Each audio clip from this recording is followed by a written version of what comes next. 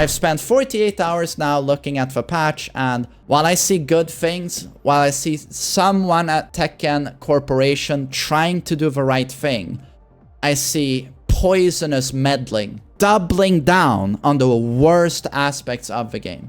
There's a raging fire. 2 firemen show up. One of them is pouring water on the fire, and the other one is pouring gasoline on the fire. That's all I see when it's all said and done, and I've looked at this patch.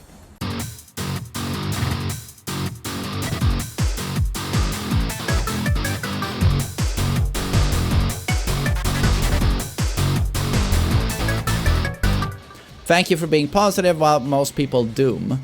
I'm always a proponent of thinking for yourself. You know, if a mob forms and everyone thinks the same, and I just think a lot of people, they didn't look at the patch themselves. They sort of fell in line with what some people say in the community. I always go with my own opinion. And I really wanted to give this patch a chance as well. So that's why I took 2 days now, which you had to because there were so many changes in this patch. So to form my own opinion, I went through the majority of the patch.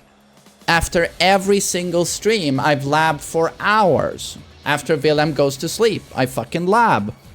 And then I've also talked to some friends of mine who are Tekken players. Of course, I want to give you a balanced take and perspective. I want to give you the common sense response to the patch. But when I've weighed everything, the good things of this patch and the bad things, I have to say that it's a bad patch. It is a negative patch. And what makes it overwhelmingly bad is just the simple fact that the developers come off as so out of touch with the community. I think it's like, you know, the Tekken Talk Live where we saw them doubling down on Heat 50/50s. While at the same time we have to hear the game director, Nakatsu, I think his name is, talk about how the patch is gonna focus on defense.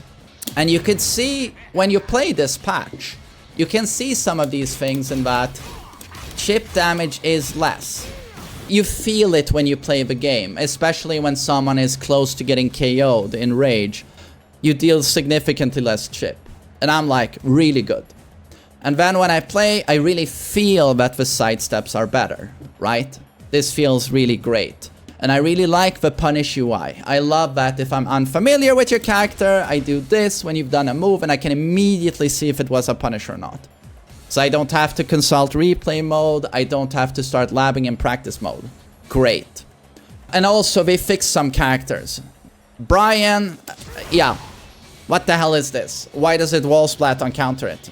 Who thought that was a good idea? I don't know.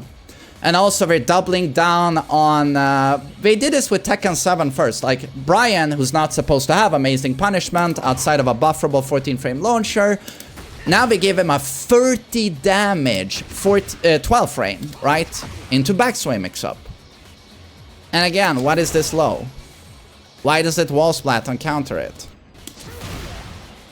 The character with the best wall... well, some of the best wall pressure, you know, could be Claudio. But does he need that? In short, with this patch, it's like for every good decision, there are many terrible decisions. It's almost bipolar. Or, you know, the way I thought about this patch yesterday, I was like, there's a raging fucking fire. 2 firemen show up. One of them is pouring water on the fire, and the other one is pouring gasoline on the fire. That's all I see when it's all said and done and I've looked at this patch. It's almost like there are 2 people calling the shots at Bandai Namco, like the Tekken developers. Or there's like one guy and it's like bipolar. One day is like defense and the other day offense, aggression. Because I can't see it any other way. I can see the defensive buffs. I just mentioned them.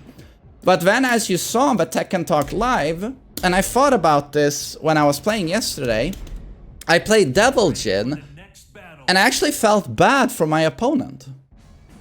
Because Devil Jin, you know, just like you saw with Reina, Zafina, June, you know, they're like, you know what, these characters that typically don't have a strong 50-50, We want them to have one in heat. More 50-50 mix-ups, right? So their low heat smashes, they're now normal heat moves. They just cost some bar now, but you don't exit heat. More heat, more 50-50. This already, when you watch the Tekken Talk live, you were like, surely you're not gonna use that as a base model for your entire game, right? Because you just told me we were gonna see more defense, right? You just told me we were gonna see more defense. And then, of course, this went for Devil Jin as well. Like this. That used to be a heat smash. Look how little... This is an unblockable throw. Untechable throw. As soon as this connects on your guard, you eat it. Look how little heat it eats up. This used to end your heat. When I noticed this and I played Devil Jin, I actually felt bad for my opponent. Because I know how cancerous... I hate it when I play against Devil Jin and he does this. La la la la la la la la la la la. Or he does this at the wall. And I'm like... I hated it when he just did this mix-up once. But now it's like, oh, la, la, la. Are you ready to take this again, buddy? And then it also struck me that the developers are focusing the wrong thing right now. You know, they've talked about Tekken 8 being aggression. And the question I think they've been asking themselves is, how do we make our players feel as strong as possible?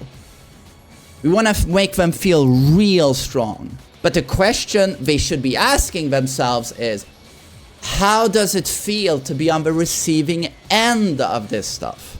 King, the new king, promised consort king, he makes this clearer than any other character for me. This was obvious during the Tekken Talk live, right? But once I felt it, I played against a king, you know, it was just like, it was just as awful and atrocious as I thought it was going to be. You know, the buff king, he goes into heat, they just go into heat at the start of a round. And now, good night. He runs in, and from running, he can do forward 4. A safe mid homing, right? Or he does this. Can I do a Shining Wizard? And it's a homing throw. And he gets his heat back. He's threatening you with a running mix-up where he's a safe mid knockdown homing. Again, you're playing Street Fighter. He just goes into a heat burst. The three-dimensional space no longer exists. He can run in with a safe, long-range, low-crushing homing mid, safe, knocks you down, or he runs in and does a homing 50-50 throw mix-up. You have to take a guess. You know, if he gets it right, he gets his heat back. Again, same goes for Giant Swing. Tons of heat back. And he just keeps repeating this mix-up now. And you're playing Street Fighter. The most upsetting factor is that you're reducing all of us, even people like me who have 30 years of experience. When I play against King now, you've reduced me to an intermediate player. Even after 30 years. Because all the advanced strategies I've accumulated with tons of hard work, right? Pouring it into your game, it means nothing now. You know what intermediate players do? They duck against King, which is very misguided, right? Because they don't have throw breaks. So they duck the throws. They don't use stepping. And then King can just run in and do that. Or he does this, right? Very misguided. But congrats, that's out the window now with promised consort King, right? You've reduced me to an intermediate player. This shit has to go. I don't want to play against this character. For every character they got right, again, we do want to be fair. Fair perspective. Claudio is nerfed. Dragunov is nerfed. Feng Wei is nerfed. Kuma has pushback now on his Bear Godfist. But for everything they get right, somehow they have to add something worse. I just showed you King. King is probably, at the very least, top 3 in this patch. But top 1 is Jack. I don't understand how you have 30 years of making Tekken games. You saw Launch Leroy, we had Fakum Ram, we had Geese, we had Kunimitsu, we had Tekken 7 Zafina. After all of that, you still put in something like this. So for those of you who don't know, this is Jack's new 2-1 down 1+2. This is a string with no counterplay, where as soon as you block this jab, you have to take the whole thing. And even on block, it does 12 damage, because, you know, you were gonna remove chip, but let's put in a new string that does a ton of chip, and that loops into itself. And it's +8 on block. Again, 2-1 is high mid, so as soon as you block that high, there's nothing you can do. And this jump, even though it looks low, there's nothing you can do. You can't step, you can't duck because it's a mid, you can't jab interrupt him, you can do a power crush, but you don't want to do that because Jack will deal twice as much damage to you as you do with the power crush. You lose that interaction every single time, my friend. And here, if you eat it, again, you die, but if you block it, you took 12 damage and Jack is +8. And if he loops here, and you try to do like a punch parry or a power crush, he'll do Giga's overkill throw, which of course hard counters all of your defensive measures. And also this wall combo is kind of funny. This is the only buff he should have gotten, to be honest.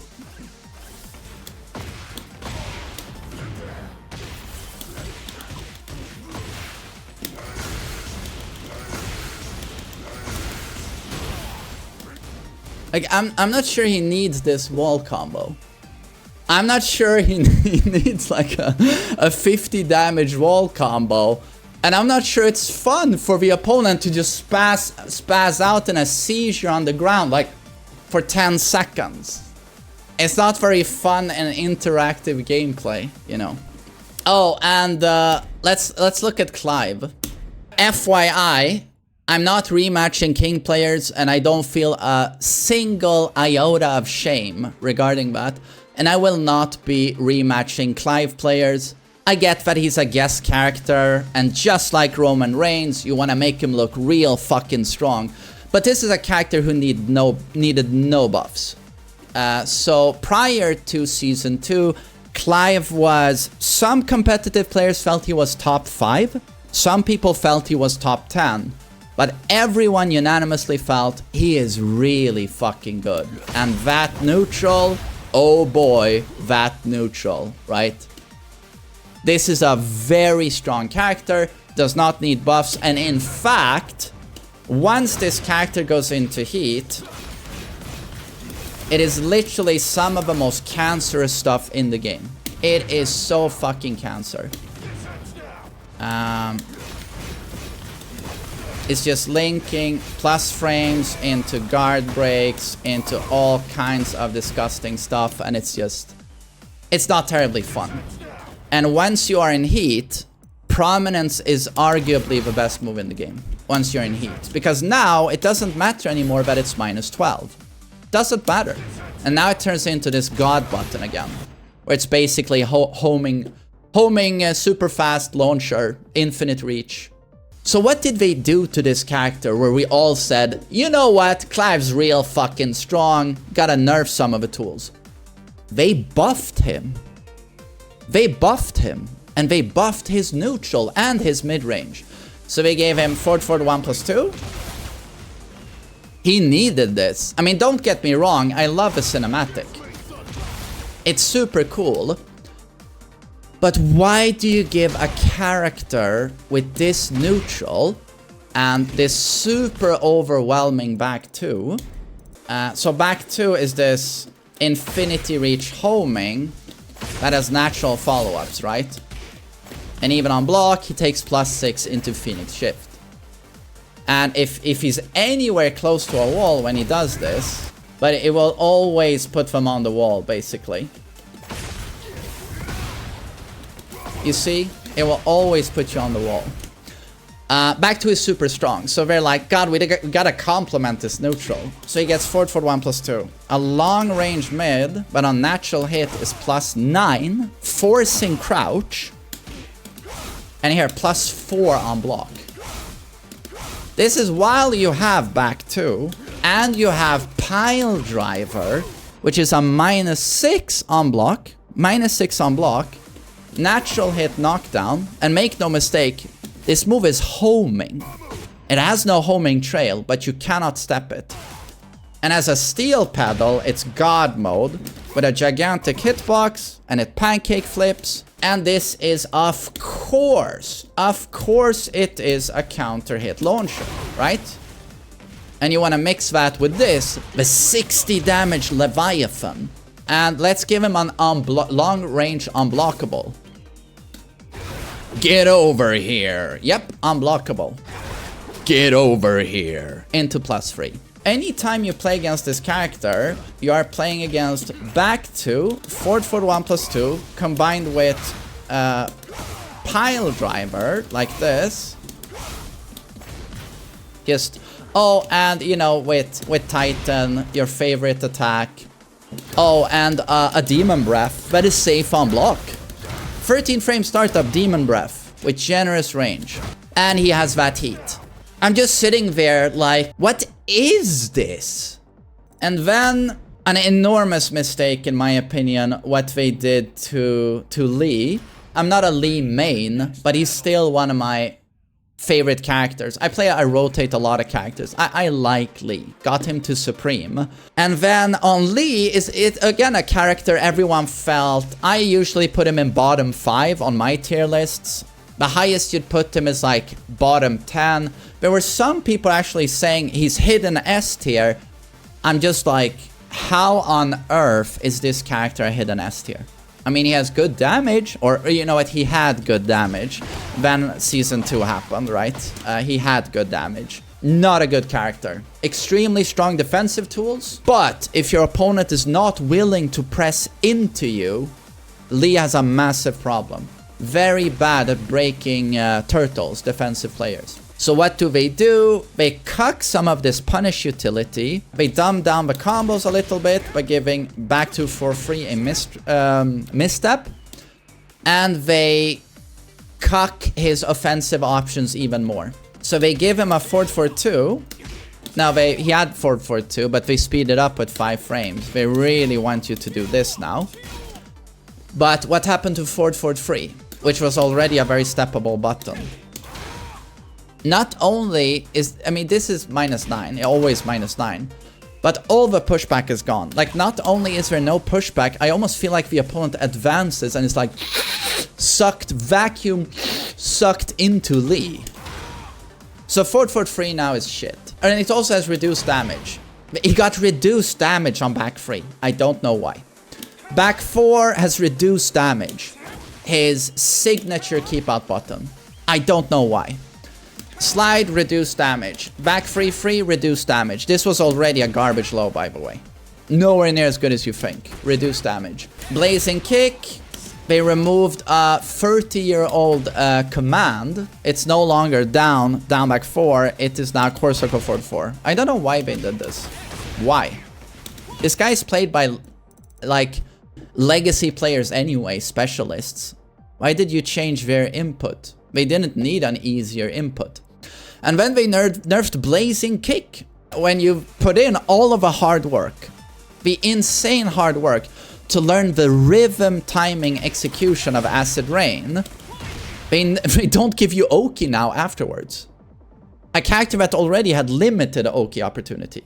And it's just like, I don't know why. They also, on down for 2, down 2, forward 4, again, signature evasive attacks that always fit Lee's identity, because for these moves to work, opponent has to press into you. That is Lee's signature identity. But they nerfed the evasion on all 3 of these. They nerfed the evasion on all 3 of these attacks. And again, like, while standing 2-3 now, instantly tornadoes. This is back to tag 2. And this cuts the damage of this launch almost by half, because as soon as the first hit connects, they are in airborne status. So the second hit here will already scale greatly, and by the third hit, you're looking at heavy scaling. This was already a character that was looking for big damage launchers, right? So now, this is low damage, and it's more unsafe now. It went from -13 to -14. Oh, congrats, you got a 442 that's 5 frames faster, but everything else is just... Holy shit, they took a sledgehammer to it. And in return, they want you to do more heat stuff. Here's my heat. Use some heat bar. Mid, that's +6. Oh, do you try to step? Here's my heat homing. There's a lot of things I could say about this patch. This is just the stuff I was thinking about yesterday. There are a lot of positives. There really are. But again, it's this bipolar thing that the developers are doing where for every fire they get out, they gasoline other stuff, and it's like, what the hell are you doing? Are there two different people calling the shots like behind the scenes? One guy's like defense, one guy's like offense. You fix some characters and then you destroy other characters. You give us bigger sidesteps, you reduce chip damage, you give a punish UI, but then you double down on heat mix-ups. Heat mix-ups. More characters 50-50. Why do you do that? Just choose one of those firemen I described. Either gasoline or water, right? So with the gasoline, either go all in on your fucking aggression and, you know, bigger heat on everyone. I'm not sure your legacy players are gonna wanna play that game though, right? So either just fucking double down on that shit, right? And you're gonna get a game no one wants to play because it's not gonna be Tekken anymore.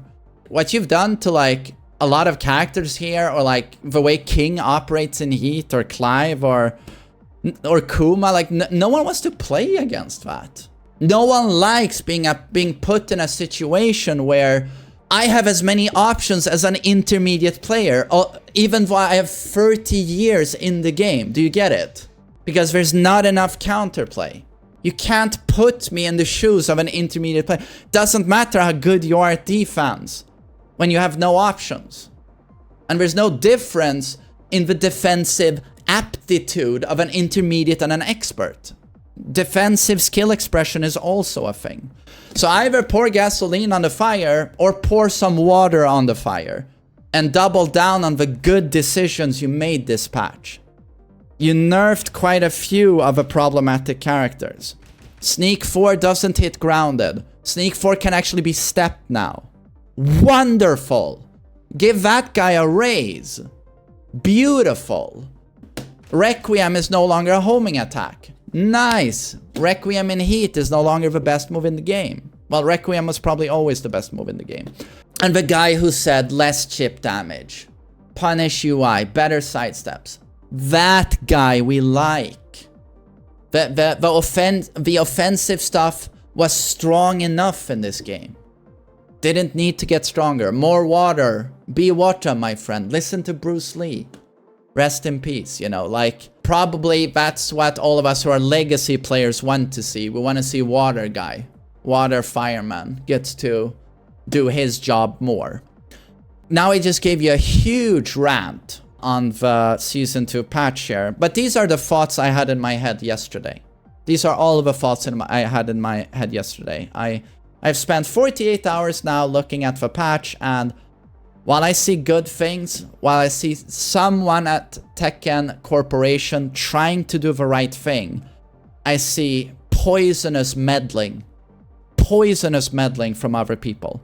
Doubling down on trying to fix things, but on the other end, doubling down on the worst aspects of the game. That's the patch in a nutshell. It feels bipolar to me.